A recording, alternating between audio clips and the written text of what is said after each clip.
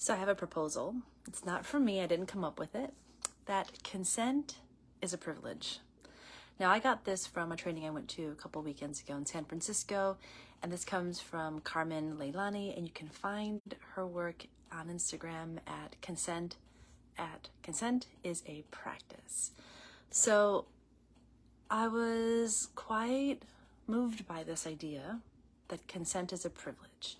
And what I mean by that, just breaking the actual phrase down, is that it is a privilege that only some people can access very well. And a lot of people aren't able to consent. Just as a general idea, it's not a thing that everybody can do. And this also comes from the lens of decolonization. So we're looking at ways in which, breaking down the things that we've just assumed as, that's how it always is, or like this is a practice, like when someone says, well, you just need to consent to that, well, is that something that everybody can consent to? So what does it mean? What does consent even mean? Also, because that's a little complicated too for some people. To break it down, very simple terms, to consent is to be able to say yes, and ability to be able to say no. Simple, right? Just say yes or say no. That is really actually kind of complicated, and it's not easy. And if you just can sit with that for a second, like, when I want to say yes, am I able to say yes? And when I want to say no, can I say no?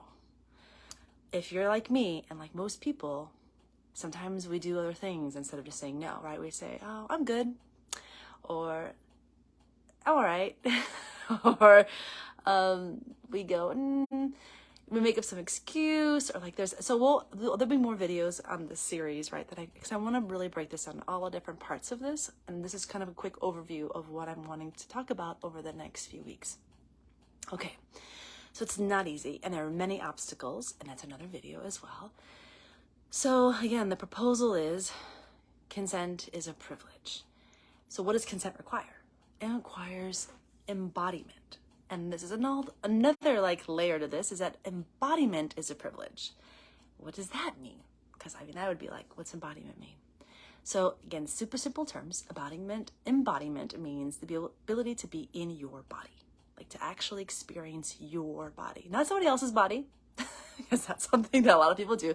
We're always like letting people know, like, I think this is what's good for you, or this is not good for you, or like, you should say no to that, or you should totally take that job, or whatever. Like, no, this is not you embodying somebody else. It's embodying your own body, like experiencing it, being able to have like your yes and your no clear in your own body. Now, often people think of like yes or no as like in their mind, like, are they, like you think your yes or no comes from here. It doesn't come from here. It comes from all in this space. And the ability to listen to your own body when a proposal or something happens to you, where you need to say yes or no. Most people, a lot of us, continue in self-betrayal. We are constantly going against our best interest, against ourselves. When we need to say no, we don't say no, we just go along with the program. Or when we need to say yes because something that we love and we want, we don't say it because it might hurt someone. Or so we're constantly betraying ourselves in not telling someone what we want, what our yes is and what our no is. So like a little quick check-in, and we'll do another video on this as well, a quick check-in on like, what does it feel like to say yes in your body? And imagine all those things that you're like, oh, freaking hell yes to. You're like, yeah, like, I'm sick of things that I'm a hell yes to. If you play a certain type of music, even in the grocery store, I'm gonna start moving, I'm gonna be dancing. Like, I'm a hell yes to moving my body with like the right songs. Like, and certain songs I might just start singing because it just makes me feel really good. Like that, you won't stop in me. If you see me in public and there's a great song, I'm moving. I'm hell yes. And so I know exactly what that feels like in my body. Find the things that you're a hell yes to and what it feels like. And then ask yourself, what does it feel like to be a hell no in your body? Like, what is it that I'm an absolute no to? Goodness, I didn't plan this part.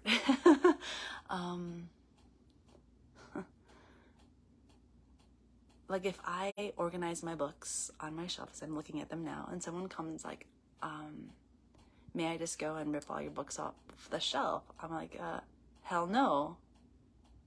No, Like, you don't get to destroy something that I just put together, right? Like, I'm a no. And notice where it feels like in your body when you experience that no. Like, ooh, I feel it right here in the pit of my stomach. That's a no.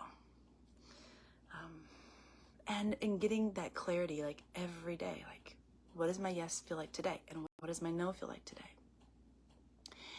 And why I say it's a privilege is that there are a lot of people walking around that when I make this proposal, what does it feel like to be in your body? They can't feel it. I say this and they're just like, I don't even know what you're talking about.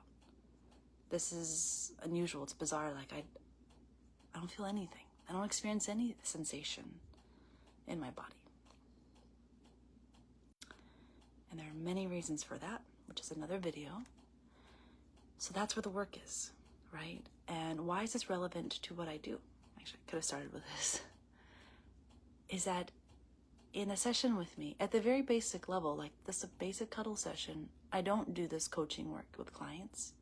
We don't go into the depths of, do you consent to this or not consent to this? We just jump right into cuddling. And people may really love it or they may not love it. But what I'm also like recognizing that in that space, people may be doing things that they're a no to. That may happen. And if you want to have a conversation about it, I'm open to having one, like discovering this for yourself. So that's available to anyone who asks. But I don't know the level of people's privilege in a space. I don't know how embodied they are. I don't know if they can say yes or no to me. A lot of people that I do recognize want to make me happy, which is bizarre because you're paying me. And you're like, so let's first start making you happy. But that may not be possible because they've never had someone say, I want to make you happy and touch. Like 100%, this is for you. And so there's a lot of work here.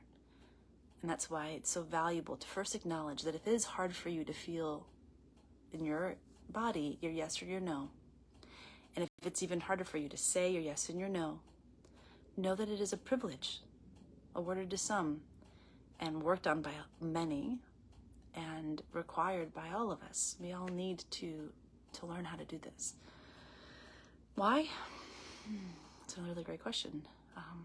Because in order to have an authentic and real and beautiful relationship with another human being, we need this ability to be ourselves.